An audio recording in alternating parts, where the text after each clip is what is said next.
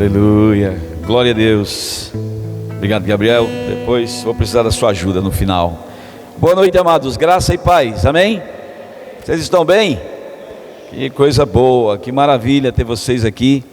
Eu quero agradecer ao pastor Adriano, a Natália e a essa igreja, né, que nasceu no coração de Deus e que nós iniciamos aqui juntamente com eles.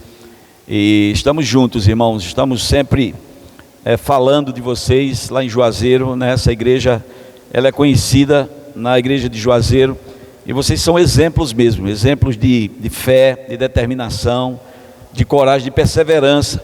Então eu fico muito feliz realmente quando venho aqui e consigo ver vocês numa noite como essa, uma noitezinha fria, num lugar como esse, para a gente adorar o Senhor e ouvir a palavra do Senhor, trazer algo ao nosso coração. Queria orar com você mais uma vez. Pai, muito obrigado pela oportunidade de servir aos meus irmãos nessa noite da sua mesa, Pai. Obrigado pelo Senhor usando a minha vida, a minha boca, a sua palavra saindo, Pai, de dentro de mim como espada afiada, trazendo, Senhor, libertação a nós, pois a libertação vem através do conhecimento da verdade. E nós nessa noite queremos, Pai, ser livres de tudo aquilo que nos prende, de toda incredulidade ou falta de entendimento. Por isso, Senhor, em nome de Jesus, ache a terra do nosso coração preparada para que a sua boa semente caia lá e que nós possamos crer, Pai, pois esse é o fim da fé, esse é o fim da palavra, o fundamento da palavra, esse é o propósito da palavra, é que ela gere fé no nosso coração e que nessa noite fé seja gerada no coração dos meus irmãos e também no meu coração, para que nós continuemos servindo ao Senhor com alegria em nosso coração, amém? Eu queria ler um texto com vocês que está no livro de Lucas, capítulo 1. Eu quero ler algumas passagens hoje aqui, e eu quero falar mesmo, amados, sobre algo muito importante da palavra. Hoje à noite eu quero trazer mesmo ao seu coração um encorajamento para que você acredite na palavra.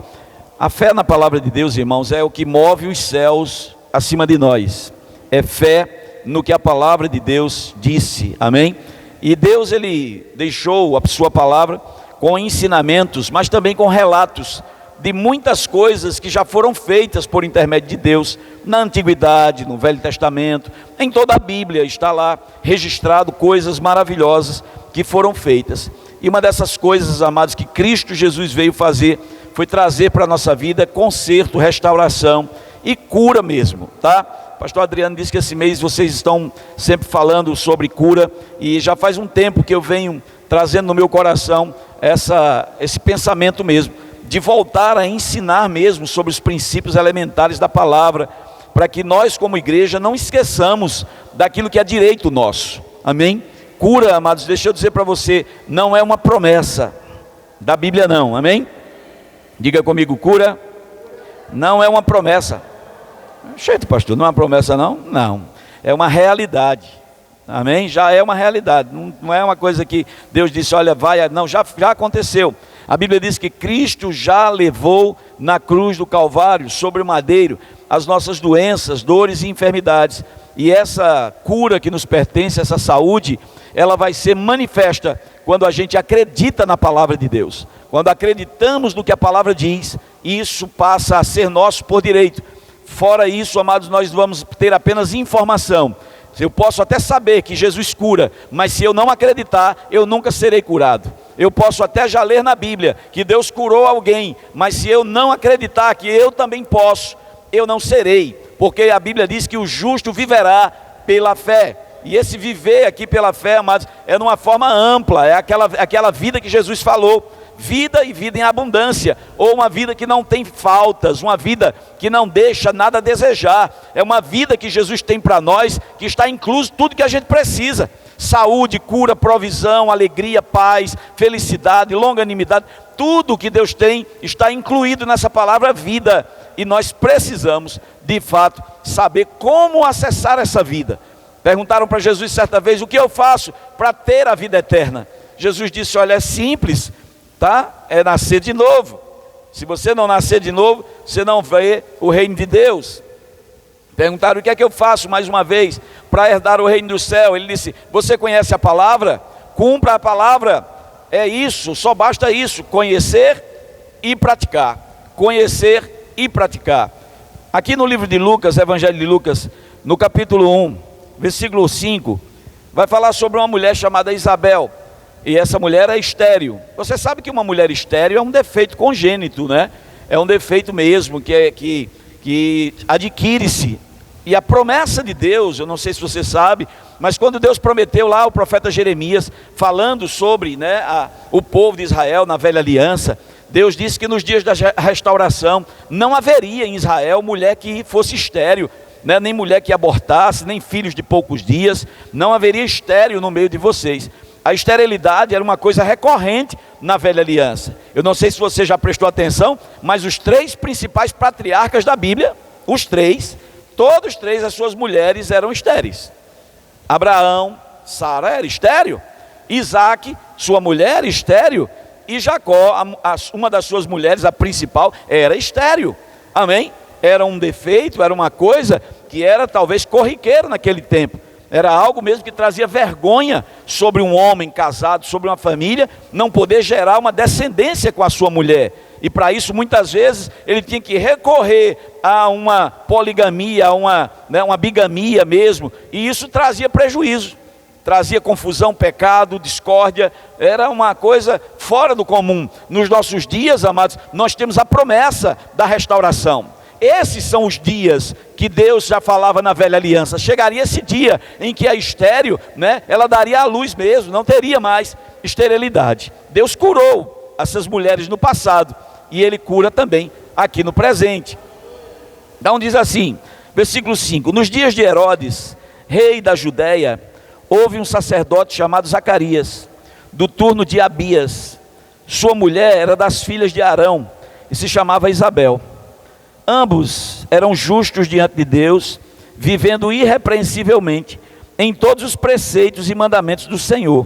E não tinham filhos, porque Isabel era estéril, sendo ela avançada de dias. Além de estéril, ela já era velha, né? Velha não, aqui nós vamos ver que a Bíblia chama ela de avançada de dias, né? Você nunca diga com a mulher velha, porque ela vai ficar com raiva, tá? A Bíblia, tá vendo como a Bíblia é bacana? Não disse que ela era velha, não, ela era avançada de dias, é diferente, tá? Então, versículo 8 diz: ora, aconteceu que exercendo ele, né, Zacarias, diante de Deus o seu sacerdócio, na ordem do seu turno, coube-lhe por sorte, segundo o costume sacerdotal, entrar no santuário do Senhor para queimar incenso.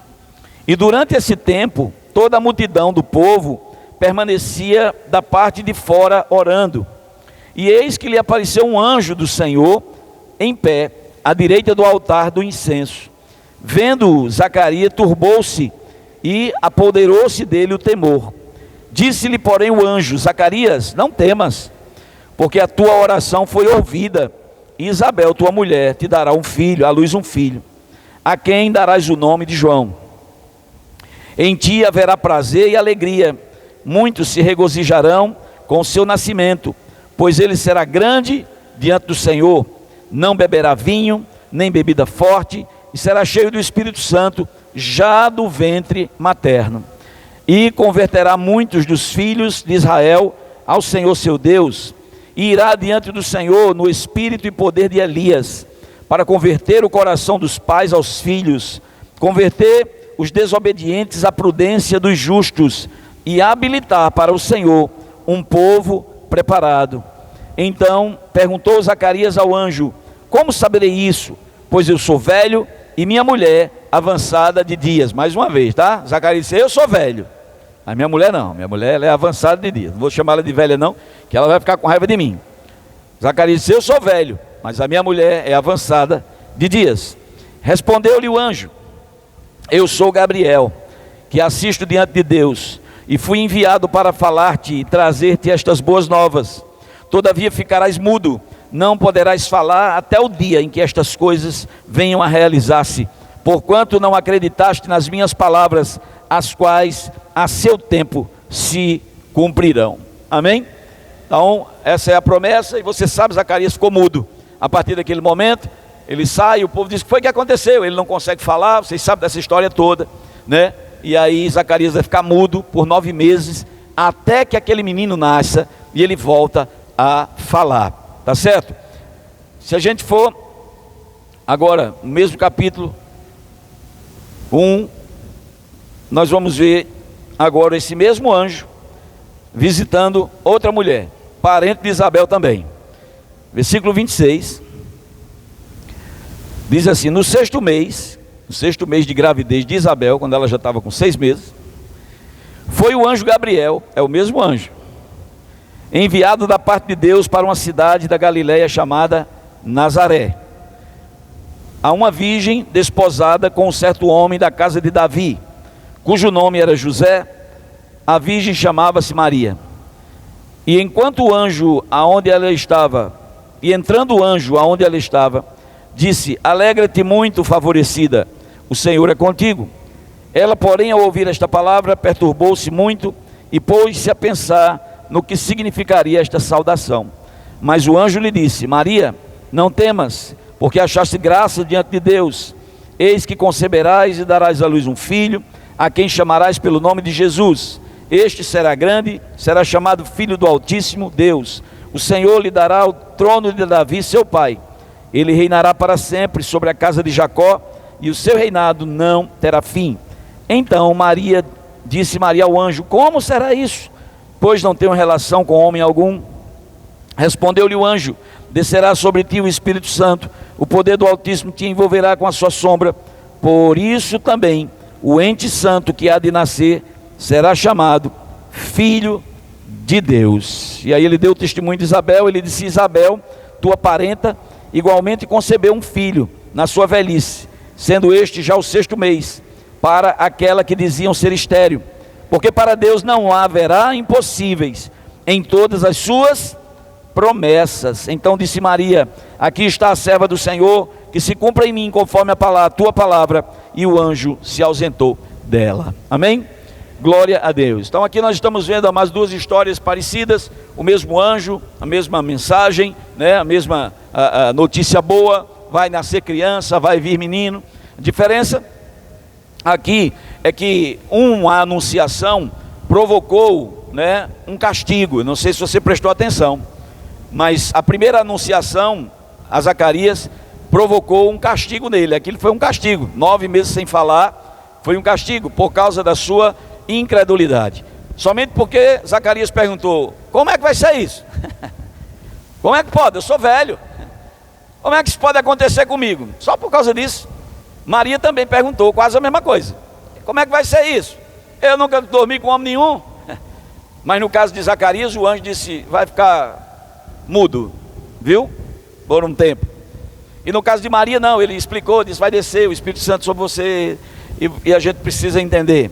Aqui, amados, há um processo de cura, de restauração, né? O exemplo de Maria eu trouxe aqui apenas para você entender que toda cura, que toda restauração, ela vai, né, se dar através da fé mesmo. A gente tem que entender o que a palavra está dizendo, e de acordo com uma coisa chamada precedente, aquilo que já aconteceu uma vez, tá? Aquilo que já aconteceu uma vez, num termo jurídico, chama um precedente ou uma jurisprudência. É quando algo já foi feito uma vez, amém? Então ela deve acontecer novamente. Exemplo, né, quando um juiz dá uma causa bem estranha a alguém aí fora. A pessoa, sei lá, eu quero deixar de ser gente e boto no meu documento aí que eu sou um cachorro. Tem hoje o povo não está fazendo esse negócio, né? Quero ser um dog. Aí ele vai a algum juiz diz: não, isso é loucura, não pode um negócio desse, sai fora. Mas aí tem um juiz que diz: não, eu acho que pode. Se é a vontade dele, o cidadão é livre, a Constituição diz, né? Começa a achar uma brecha, um pensamento, e o juiz bate o martelo e diz: pode colocar o nome dele. O cartório vai e bota lá: fulano de tal, cachorro, pastor alemão. Está lá. Pronto. Um belo dia, outra pessoa tem a mesma ideia: rapaz, eu quero ser cachorro também. Alguém diz: vai lá no juiz. Aí ele vai no juiz na cidade dele, o juiz diz: não, não pode, isso é loucura, isso é doidice, meu irmão, acabe com isso. Mas aí ele sabe: espera aí, tem um juiz em tal lugar que deu essa sentença. Então se ele deu, né, pela lei, isso chama-se uma jurisprudência ou um precedente. É obrigatório que aconteça de novo. O juiz, mesmo contra a vontade dele, aquele mesmo que ele foi lá e ele disse que não dava, ele não vai no que deu não, sabe? Ele não vai viajar para outra cidade, lá naquele juiz, ei, aquele, você deu a ele, me dê também. Não, apenas a lei diz que em algum lugar, algum juiz já deu uma sentença, vai ter que acontecer de novo. Isso é a lei, amém?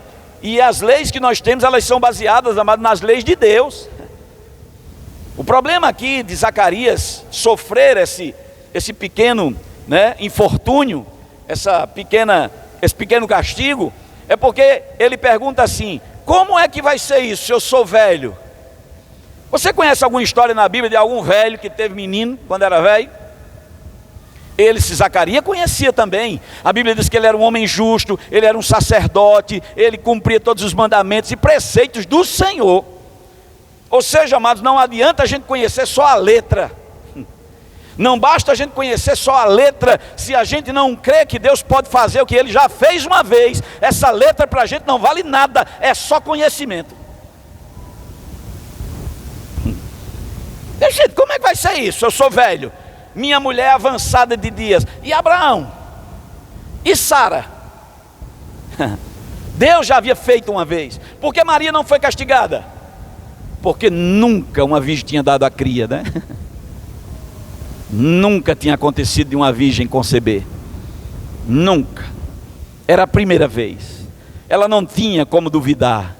Ela tinha, na verdade, o direito, né, a essa dúvida. Como é que vai ser? Zacarias não, ele conhecia a palavra. Quando você conhece a palavra, amado, você não pode duvidar. A dúvida é o ladrão da nossa fé. Se a palavra diz, você só precisa dizer: eu creio. Já aconteceu, Deus já curou alguém na Bíblia? Já. Então eu creio que Ele pode me curar também. E eu reivindico: Senhor, assim como o Senhor curou, o Senhor pode me curar. Eu quero. Porque aqui no livro de Isaías o Senhor disse: ei, apresente as suas razões, entremos em juízo, para que eu te justifique. Deus, amados, Ele pode, mas como um grande juiz, Ele não sai de porta em porta perguntando o que a gente quer. Você tem que ir a Ele. Vinde a mim, Jesus disse: ninguém vai ao Pai a não ser por mim. Jesus é a palavra. Nós vamos até o Pai levando a palavra dEle. É assim que a Bíblia diz. Quando o rei Josafá, uma história que tem no Velho Testamento, lá em 2 Crônicas, capítulo 20, foi ameaçado. Reinos viriam contra ele, disseram para ele: rei Josafá, vem os reinos, aí 3 reis que estão juntos para vir destruir Judá. A Bíblia diz que ele temeu, o rei Josafá temeu, mas ele buscou o Senhor. Ele foi até o templo e lá ele fez uma oração.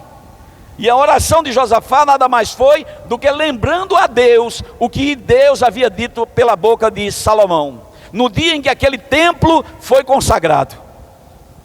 Asaf, né, que era o cantor, né, junto com os sacerdotes, consagraram o templo naquele dia. E Salomão, tá, começa a orar, e Deus pela boca do profeta diz assim: se algum dia vier contra vocês espada, fome ou peste, vocês se colocarão nesta casa, vocês orarão a mim, eu ouvirei dos céus e salvarei vocês. Isso é o que Deus disse lá atrás, centenas de anos antes de Josafá.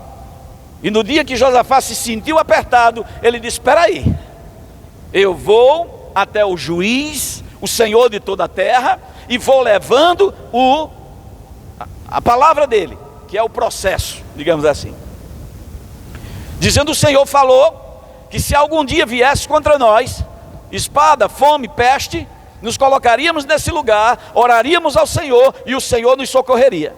A Bíblia diz que na mesma hora o Espírito de Deus veio sobre uma pessoa na congregação. Essa pessoa se levanta e diz: ó rei Josafá, não tenha medo, porque essa luta não é sua. Nesta batalha você não terá que lutar, apenas se posicione e veja o livramento do Senhor. Josafá se levanta também agora animado e diz: ei, povo de Judá, me ouçam, creiam no Senhor vosso Deus, creia no que Ele disse lá atrás. acredite no Senhor vosso Deus e estareis seguro, creia nos seus profetas e vocês prosperarão. Aleluia. Deus se agrada quando a gente usa a sua palavra. Em Atos capítulo 4 é a mesma coisa. Levaram Pedro lá, deram uma surra em Pedro. Disseram, não fala desse Jesus mais não. Pedro volta para casa. A Bíblia diz que encontra os irmãos orando. E eles se unem numa oração. E a oração de Pedro é dizendo assim, ó Senhor, o Senhor falou pela boca do seu servo Davi. Porque embraveceram-se as nações, porque os ímpios rangem os dentes contra o teu ungido, eles se levantaram contra o teu ungido Jesus, e agora querem impedir de nós pregarmos a tua palavra. Olha só, ele primeiro lembrou o que Davi havia dito, porque bramem as nações, rangem os dentes contra o teu ungido. Está escrito na sua palavra, o Senhor já disse. Então olha agora para as ameaças dele, Senhor, estende a tua mão e faz milagres em prodígio enquanto nós pregamos a tua palavra. A Bíblia diz, havendo eles orado, tremeu o lugar e eles ficaram cheios do Espírito Santo. Se já aconteceu uma vez, nós podemos ir até o Pai e dizer, Pai, o Senhor disse na sua palavra, o Senhor falou na sua palavra, que isso vai acontecer. Vamos ler aqui Mateus capítulo 4 versículo 23. Então, para que eu creia que Deus pode curar, eu preciso conhecer a vontade de Deus, eu preciso conhecer a palavra. Eu não posso ficar naquela, se Deus quiser Ele vai me curar. Nós vivemos num tempo hoje, amados, onde a vontade de Deus já está expressa para a gente, a vontade de Deus já está revelada para nós. Paulo disse que nós temos a mente de Cristo. Eu não entendo o que ele quis dizer. Pois bem, a gente precisa entender. Paulo disse que nós temos acesso aos pensamentos de Cristo. Quando uma pessoa vai estudar uma personalidade, essa pessoa vai investigar a vida dela, ela vai pesquisar os seus feitos, né? Geralmente se diz assim, eu quero entender a mente desse artista. Não é assim? Como é que ele pensa, como é que ele usa para fazer os traços, né?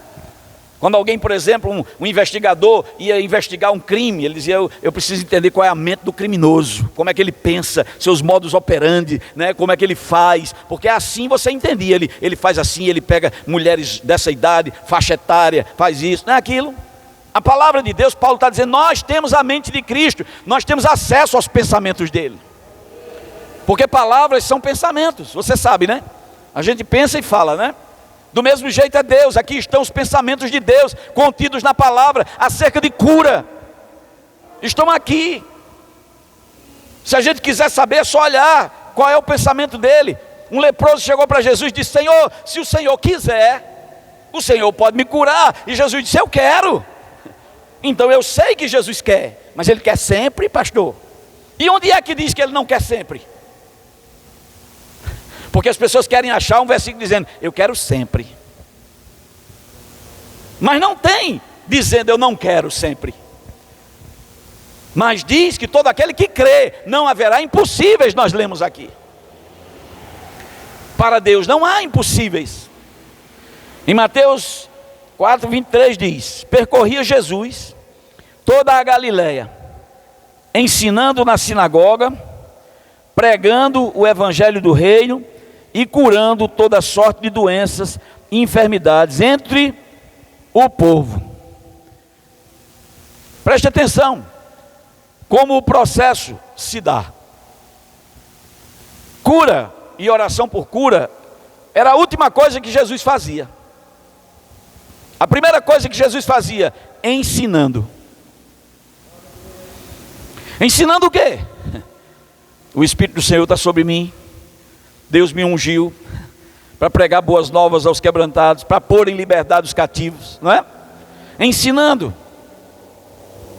que a enfermidade não partia de Deus, que vinha do diabo, que eles eram filhos de Abraão. Lembra da mulher de Lucas? É filha de Abraão, rapaz. Por que está encurvada? Levanta, mulher, se endireita. Você já está curada. A mulher se endireita. Ensinando, a direito o seu. É direito seu. A promessa de Deus para Abraão é que não haveria esse tipo de coisa no meio, que vocês podem de fato receber. Jesus disse: será que não pode num sábado libertar do seu cativeiro essa filha de Abraão, a quem Satanás trazia presa? Doença é obra de Satanás, não é de Deus não, gente. Não sei não, mas eu acho que Deus bota para provar. Você tem coragem de dizer isso na cara de Deus quando chegar lá? Porque a Bíblia diz que nós vamos dar conta de toda palavra que saiu da nossa boca. E Jesus disse: nós seremos as suas testemunhas. E se você quiser um exemplo de testemunho, você tem que ler 1 João capítulo 1, versículo 1. João disse: aquilo que os nossos olhos viram, aquilo que os nossos ouvidos ouviram, e aquilo que as nossas mãos tocaram com respeito ao verbo da vida, Jesus, isso é o que a gente fala.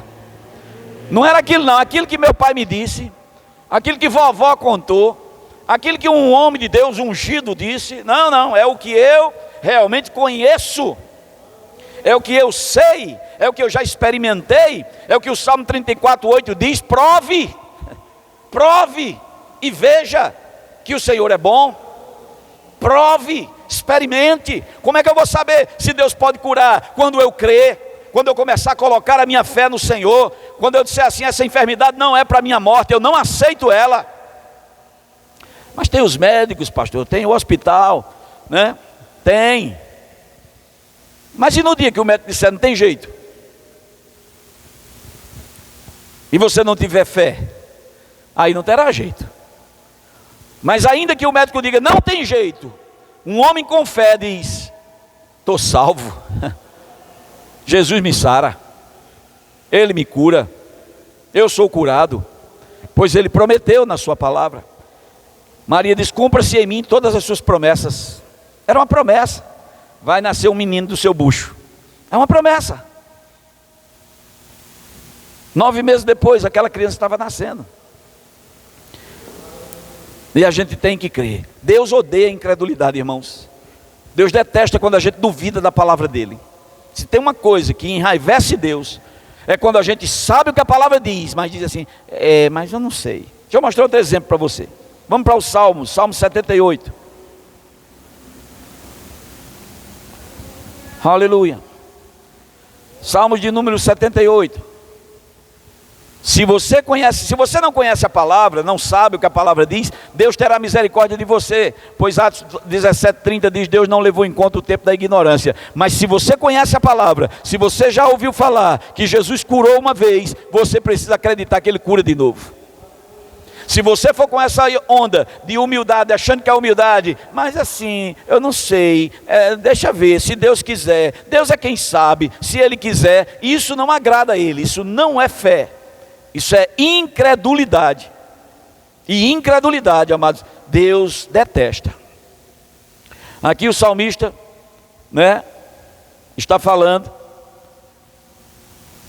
É um salmo de Asaf. E ele diz assim, versículo 15. Vamos ler do 15 em diante. Salmo 78, 15. Ele está relatando a trajetória do povo de Israel nesse salmo. E ele diz assim: no deserto fendeu rochas e lhes deu a beber abundantemente, como de abismos. Da pedra fez brotar torrentes de águas, né? Fez manar água como rios.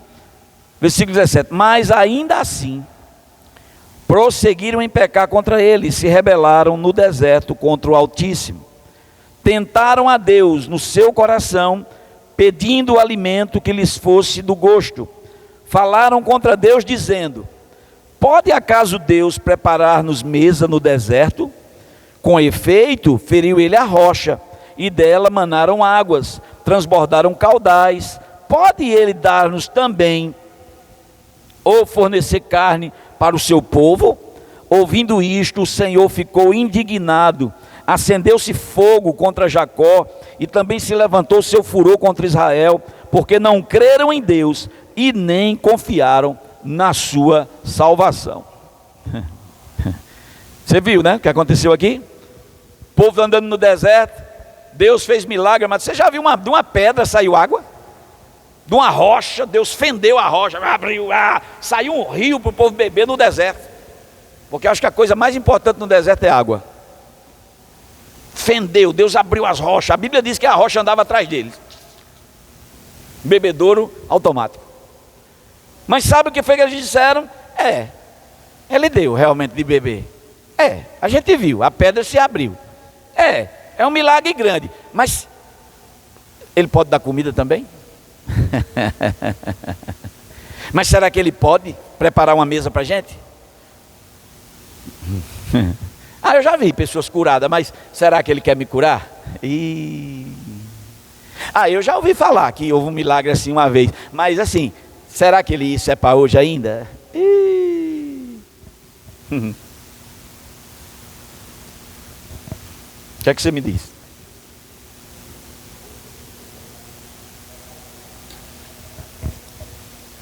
Deus, amados, a Bíblia diz se indignou. Você sabe o que é indignar, né? Tem gente que quando a gente fica com raiva de alguma coisa, ei, irmão, cuidado, não fique com raiva não. Não, amados, se indignar contra o que é errado é bíblico. Amém? Não sei, pastor, cadê o amor? Não, meu filho. A gente se indignar contra erro é bíblico. Jesus se indignou, virou as bancas dos vendedores de coisa, quebrou as mesas. Amém, gente?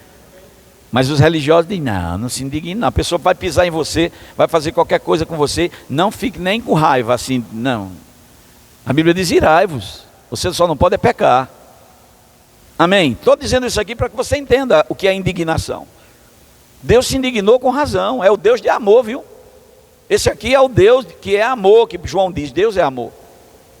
Amém? Indignado quando alguém se levanta contra a sua palavra, quando alguém duvida da sua capacidade, quando alguém duvida do que ele já fez. Será que Deus pode nos dar pão? E o maná que caía do céu, que eles comiam todo dia? Na verdade eles queriam outra comida, eles queriam carne. No livro de Números, no capítulo 21, a Bíblia diz que eles falaram contra Deus e contra Moisés, e disseram que a gente está com nojo desse pão nojento que Deus nos dá do céu.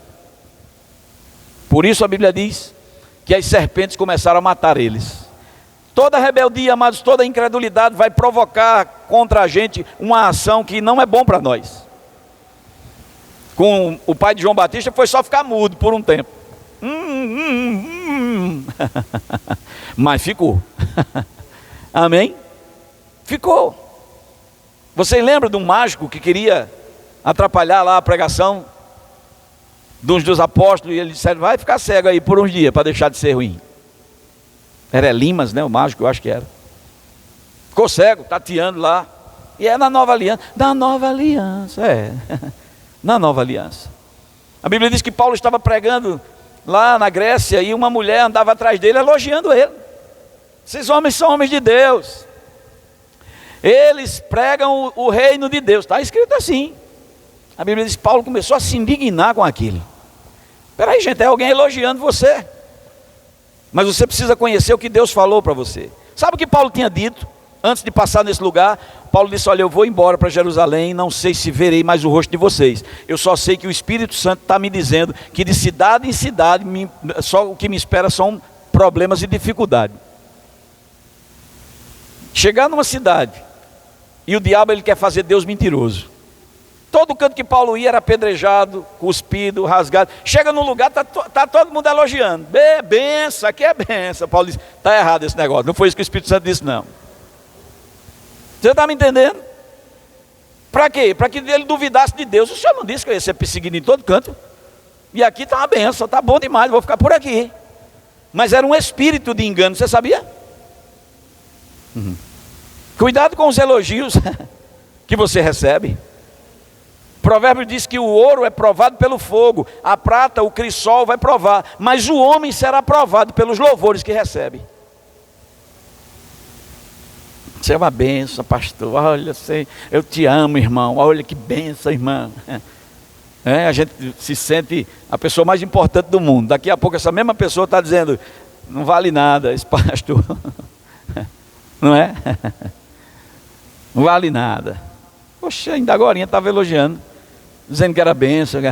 É porque o espírito que estava não era o verdadeiro. Amém? E a gente precisa saber de qual espírito nós somos. Jesus disse: vocês não sabem de que espírito vocês são? Vamos matar esse povo? Jesus disse: não, pai, não é assim não. É desse jeito não. Deus mandou, foi salvar, não foi matar. Amém?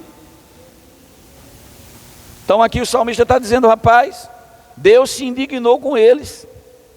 E o furor de Deus se acendeu contra Israel, porque não creram em Deus e nem confiaram na sua salvação.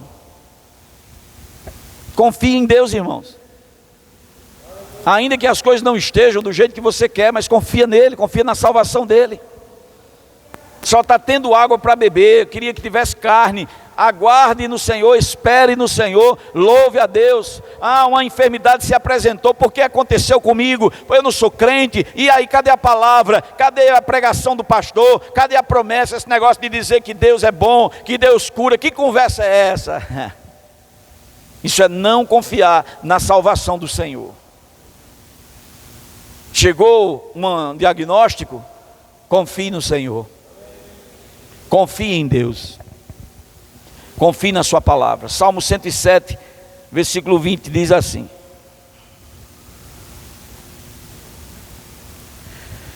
oh, aleluia. Vamos ler do 17 até o 20. Salmos 107, 17 ao 20. O pecado foi a porta, amados, que a doença entrou no mundo. Foi o pecado de Adão, o pecado da humanidade. O pecado é uma porta que abriu-se para o diabo jogar as enfermidades no mundo. Pastor, e por que crente, né, fica doente? Ora, como todo mundo fica doente: negligência, né? Falta de cuidados, só isso mesmo. Come tudo, né? Não se cuida. Infelizmente o corpo da gente, ele não é glorificado ainda, amém, gente? Ele é natural, ele é igualzinho como nasceu, só tem o Espírito Santo dentro dele. Mas o corpo, a carne, ela está do mesmo jeito, sujeita às mesmas coisas. Nós precisamos somente ter cuidado, declarar a palavra sobre a nossa carne, sobre o nosso corpo. Meu corpo é sarado, meu corpo é curado. Nós temos um amigo lá em Campina Grande que tocava comigo no teclado. Ele já era velho no tempo que eu comecei a tocar. Eu era novo, jovem, e ele já era um cabelo grisalho. E a gente achava bem engraçado que a gente ia orar. Antes do louvor, a gente sempre tinha uma hora mais ou menos de oração. A gente chegava antes, orava. E aí a gente ficava perto dele muitas vezes. E tinha uma irmã que gostava de ficar perto assim, para ouvir a oração dele, depois contar para a gente rir. E a oração dele era tão engraçada. Ele orava assim, dizia: ô Pai, obrigado porque eu não tenho envelhecimento precoce. Obrigado pela minha pele macia, pelo meu cabelo sedoso, Senhor. Sério? Era. Rapaz, ele tem quase 80 anos. Ele anda de bicicleta, ele sai de Campina Grande, ele vai para João Pessoa e volta. 140 quilômetros. Quase 80 anos. Cabelo bem farto mesmo, bem branquinho. E eu disse para ela, e a pele chega esticada. Eu digo: rapaz, pois não é a gente mangando dele e a oração dele funcionando. Obrigado, Senhor, porque eu não tenho envelhecimento precoce. Aí a gente fazia aquela galhofa, a gente ria, achando que era a palhaçada dele, mas era sempre a oração dele. Obrigado, Senhor, pelo meu corpo, eu sou saudável, eu sou curado, eu sou sadio, eu não tenho doença, eu não tenho enfermidade. Está na palavra. A palavra do Senhor veio para restaurar aquilo que o pecado, amados. A Bíblia diz que o Filho de Deus foi manifestado, se manifestou para destruir as obras do diabo. Doença é obra do diabo. Não. Eu vou mostrar para você que é. Mas o Salmo 107, 17 diz assim: os estultos, por causa do seu caminho de transgressão e por causa das suas iniquidades, são afligidos. Pecado, né? A sua alma aborreceu toda sorte de comida e chegaram às portas da morte.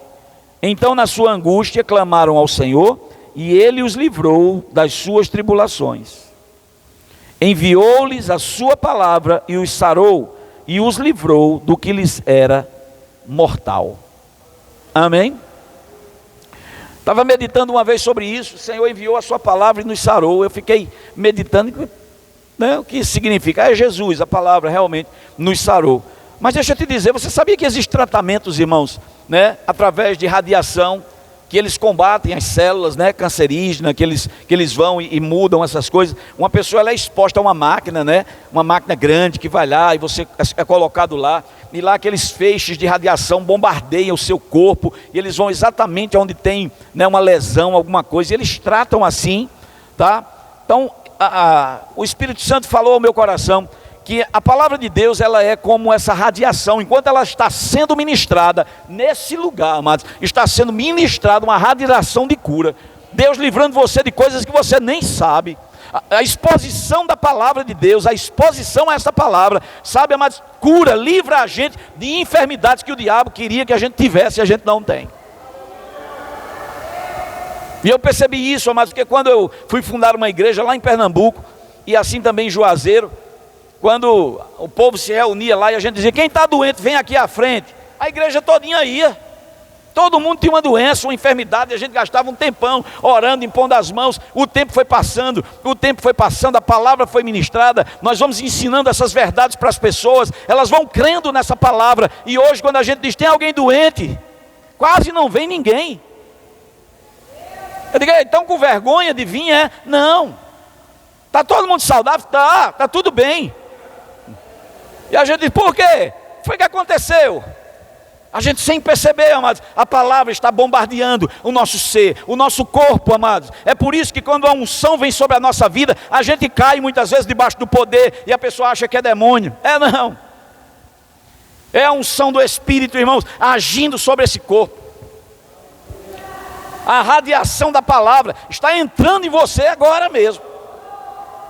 Se as pessoas soubessem, elas não deixavam de vir à igreja uma vez sequer. Mas eu escuto a semana que vem em casa, o maná do outro dia não prestava não, irmão. Só prestava na hora. Amém? Na hora. Se eu tivesse lá naquele dia que Jesus passou, né? Passou. Jesus esteve aqui, foi embora. E agora? Já foi. A palavra está curando, irmãos. A Bíblia diz que ele enviou sua palavra e os sarou. A Bíblia diz que em outra ocasião Jesus meramente com a sua palavra curou as pessoas. Enquanto ele falava, pessoas eram curadas. Enquanto ele pregava, pessoas se levantavam.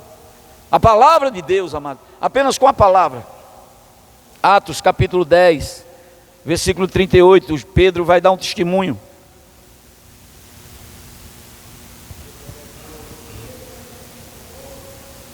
Pedro disse assim, como Deus, o Pai,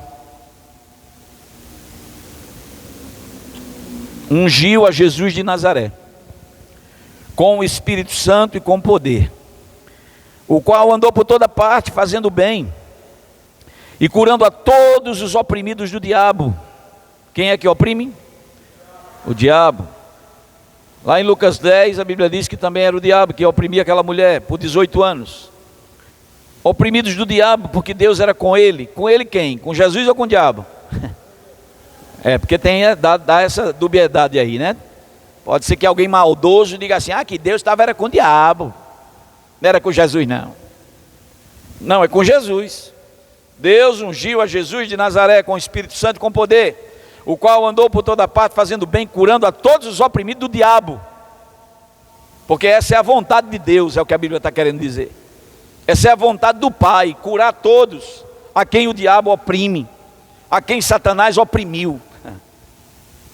Então, diante de uma promessa como essa, eu posso um dia orar e dizer assim, eu não sei se Deus quer me curar, porque Ele curou algumas pessoas, mas não sei se Ele quer curar a mim. A Bíblia está dizendo que Ele curou a todos os oprimidos, todos. Não selecionou, teve uns que foi curado, sabe? Outros não. Isso aqui não, você não vai ser curado não. Não. Jesus curou pessoas, mas que não tinha ainda nem, que não era nem, digamos assim, lícito a ele curar. E era. Jesus disse, eu não fui enviado senão as ovelhas perdidas da casa de Israel. Uma mulher grega um dia veio até Jesus, dizendo, olha, cura minha filha, ela está endemoniada. Jesus disse, eu não posso dar o pão dos filhos aos cachorros, não. Lembram disso? Jesus estava dizendo, você Sua promessa é depois, não é agora não. Agora eu não posso não, agora eu só estou aqui para o povo de Israel, eu só vim para eles, porque essa era a promessa a Abraão. Mas a mulher convenceu ele. A mulher disse: sabe o povo de Israel que você está pregando? Eles não querem. Então nem aí porque você está dizendo. Agora eu quero. Eu quero. Amém? Uma mulher que não tinha, digamos assim, o direito ainda. Era uma gentia. Era grega. Ciro-fenícia. Grega, era da Grécia. Os gregos eram orgulhosos do conhecimento, do saber, né? Eles tinham o judeu mesmo como apenas religioso. E aquela mulher está se humilhando mesmo. O Senhor pode curar. Eu quero essa palavra. E Jesus curou aquela mulher. Então alguém pode dizer: Jesus pode curar uma pessoa que não é crente? Pode. Ele não já fez uma vez? Olha, pastor, tem um primo meu que está doente, eu ir lá, mas ele não é crente ainda não. Jesus cura, como é que o senhor sabe? A palavra, Tiago diz isso. Tiago capítulo 5.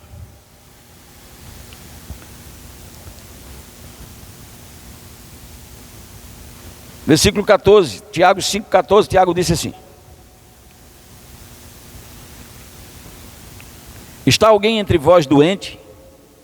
Chame os presbíteros da igreja, e estes façam oração sobre ele, ungindo-o com óleo em nome do Senhor. E a oração da fé salvará o enfermo, e o Senhor levantará. E se houver cometido pecados, ser-lhe-ão perdoados. Amém? Está falando de pessoas que eram pecadores mesmo. Disse: agora, se puder, leve ele a confessar os pecados, para que essa cura seja comprovadamente feita, porque o pecado ele pode trazer de volta a enfermidade. Eita, pastor, diga isso não. Onde foi que o senhor achou isso? Foi Jesus que ensinou. Jesus curou um homem que estava doente há 38 anos, lá em João capítulo 5. Jesus o sarou, ele levantou, pegou a cama e foi embora. Os fariseus perguntaram a ele: quem foi? Como é que você está carregando essa cama? Ele disse: o homem que me curou mandou eu carregar. Quem foi? Ele disse: eu não sei. Foi um homem que chegou aí, mandou: pega a tua cama e vai. Eu criei, levantei e fui embora. Tá certo. A Bíblia diz que mais tarde Jesus encontra ele no templo. Jesus disse: já vejo que você já está bem, né? Ele disse: é? Você está bem, né? Foi curado. Mas Jesus advertiu ele, disse: ei, cuidado, não peque de novo, para que não aconteça coisa pior com você. Amém? Cuidado, tá? Eu vim aqui só para dizer para você. É por isso que a pessoa, amados, precisa conhecer a palavra. Ela precisa conhecer o que tem. Kenneth Ferreira tem um livro dizendo como você manter a sua cura. Tem gente que é curado, mas não sabe manter. Ele sai curado da igreja, chega lá fora, o diabo diz: tu não foi curado não. Aí ele: eita, é mesmo, parece que não foi não. Aí o diabo traz de volta a enfermidade. É por isso que precisa se conhecer a palavra. João Batista conhecia a palavra, mas não entendia que Deus podia fazer. Conhecer a letra, Paulo disse, vai nos matar. Agora, pegar o espírito da palavra. Pegar o espírito da palavra significa tomar posse da palavra. É dizer: essa palavra é minha, ela disse, é meu. Deus falou, eu creio. Se Deus já fez uma vez, Ele vai fazer de novo. Ele pode fazer novamente. Ele já curou uma vez, Ele cura de novo. Ele já libertou pessoas uma vez, Ele liberta de novo. Ele já salvou, Ele salva de novo. Amém, gente? Você precisa crer no que a palavra de Deus diz. Porque cura, como eu disse, não é uma promessa, é uma realidade. Pedro vai dizer aqui, na sua carta, versículo 24, 1 Pedro capítulo 2, versículo 24, Pedro diz assim. Pedro está citando aqui o livro de Isaías, a promessa 700 anos antes. Carregando ele mesmo em seu corpo, diga comigo, em seu corpo. Carregando ele mesmo em seu corpo, sobre o madeiro, os nossos pecados, para que nós, mortos para os pecados, vivamos para a justiça. Por suas chagas fostes sarados. Quando Paulo disse em Romanos 8 que Deus condenou o pecado na carne, Paulo estava citando o que aconteceria aqui.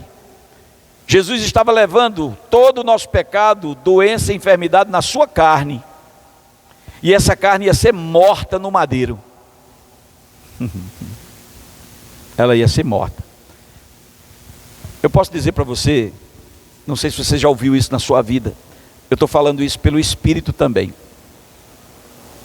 Aquele ato, quem estava indo para a cruz era o pecado que ia ser morto. O pecado estava indo para a cruz para ser morto no corpo de Jesus. A doença estava indo para ser morta naquela cruz, no corpo de Jesus. Paulo disse: a lei não podia fazer nada por ninguém, pois estava enferma. Por isso Deus condenou o pecado na carne. Pedro disse: levando ele mesmo no seu corpo os nossos pecados. Ele estava indo para a cruz. Eu imagino quando Paulo diz em 1 Coríntios 2 que se os poderosos desse mundo soubessem o que iria acontecer, eles jamais teriam crucificado o Rei da Glória. Eu acho que Satanás na última hora disse: eita, meu Deus, que foi que eu fiz? Existe um livro apócrifo chamado Evangelho de Timóteo. É um livro apócrifo, tá? Mas ele conta uma história de que quando Jesus, a Bíblia também fala, quando Jesus ressuscitou, alguns mortos ressuscitaram, tá? Não é?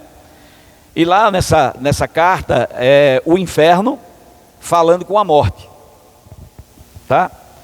A morte diz assim ao inferno: eu estou enviando para aí um homem. Aí diz quem é? Jesus, né? Fez muita coisa, muitos milagres aqui, mas nós vencemos ele. E eu estou enviando ele para aí. O inferno responde. O inferno diz: como é a história? Está mandando esse homem para cá. Aí o inferno diz assim: havia um homem que veio aqui há uns dias atrás, um tal de Lázaro, morto, maniatado, preso. Mas o nome desse homem arrancou ele das nossas mãos. E você está mandando ele para cá. Em outras palavras, isso é terrorismo, né? Você é doido, é? Você é maluco. Deixa esse homem quieto. Mas já era tarde demais. A Bíblia diz que ele desceu às profundezas, pregou aos espíritos em prisão, subindo ao alto, levou cativo o cativeiro e povoou os céus. A palavra que foi dita lá no Velho Testamento disse que o povo chorava. Era Raquel chorando pelos seus filhos. Ela dizia: dá-me filhos, senão eu morro. Paulo pregando diz assim, que existem duas descendências, uma celestial e uma terrena. Paulo disse: assim como existe uma Jerusalém terrena, existe uma Jerusalém celestial. Na velha aliança dizia assim: alegra-te, ó estéril, porque mais serão os teus filhos do que a que tem marido. Lembra disso? Eu tenho uma teoria, é a minha teoria, baseada nesse texto, de que no céu vai ter mais gente do que no inferno. Pastor, vai. Deus não vai perder para Satanás de jeito nenhum, nunca, em nada, nem em jogo de baralho ele não perde.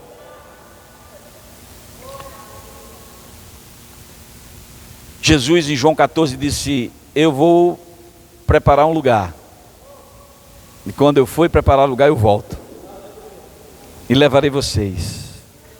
Vocês sabem que ele voltou 3 dias depois, né? Não é a segunda vinda não. Ele morreu, foi sepultado, ao 3º dia ele sai, Maria encontra com eles: calma que eu ainda não subi para meu pai. Vou lá e ele vai abrir as portas. Levantai, ó portas, as vossas cabeças, levantai-vos, ó portais eternos, para que entre o Rei da Glória. A mulher estéril que era profetizada era a Jerusalém do céu, que não havia ninguém morando lá, não havia justo. A Jerusalém da terra era a mulher casada, que estava povoada, cheio de gente. Mas a profecia dizia: alegra-te, ó estéril, porque mais são os filhos da desamparada do que da que tem marido. Quando Jesus morreu e ressuscitou, ele cumpriu a promessa e ele povoou o céu. Subindo ao alto, levou cativo o cativeiro. Agora mesmo tem gente na Jerusalém celestial, andando lá agora mesmo, esperando para descer juntamente com ela. Você entende?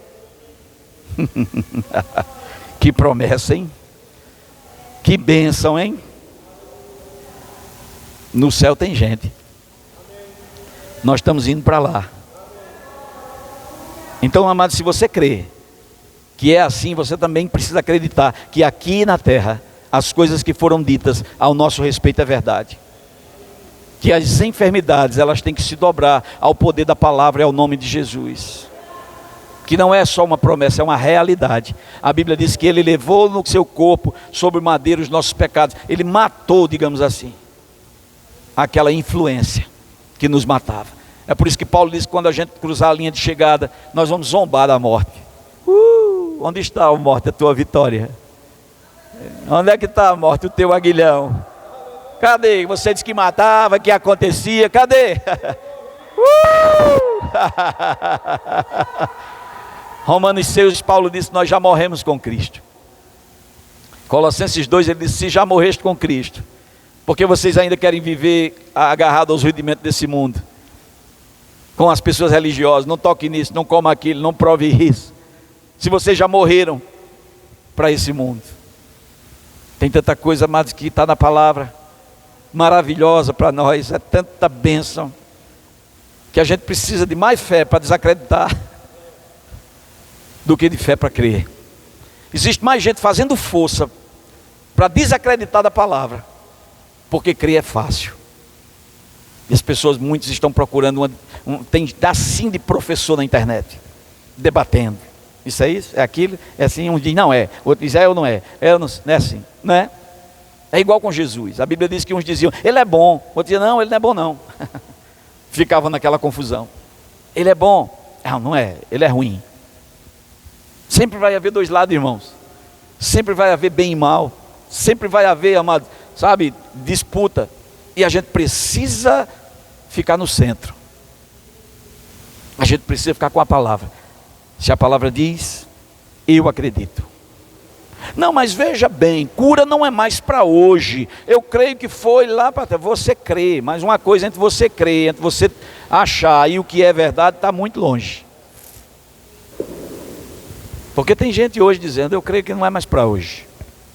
Foi no tempo dos apóstolos, apenas para chamar a atenção do povo. Então Deus é mentiroso. Jesus disse, a Bíblia diz que Ele é o mesmo, ontem, hoje e eternamente. Ele diz, porque eu sou o Senhor e não mudo, vocês não são destruídos. Em Lamentações capítulo 3, versículo 21, Jeremias disse, eu quero trazer à memória o que me dá esperança. O que? Ele disse, as misericórdias do Senhor são a causa de não sermos consumidos. E ele disse assim, porque as suas misericórdias não têm fim. A misericórdia acaba quando? Não tem fim. Então já passou? Já não é mais para hoje? Ele conclui dizendo, grande é a tua fidelidade. Eu só posso crer, amado, que tudo o que está escrito na palavra diz respeito a mim e a você hoje. É direito seu. Tem uma música, né, acho que é de Ademar de Campos, eu não sei, que dizia, né, tudo que Jesus conquistou na cruz é direito nosso, é nossa herança.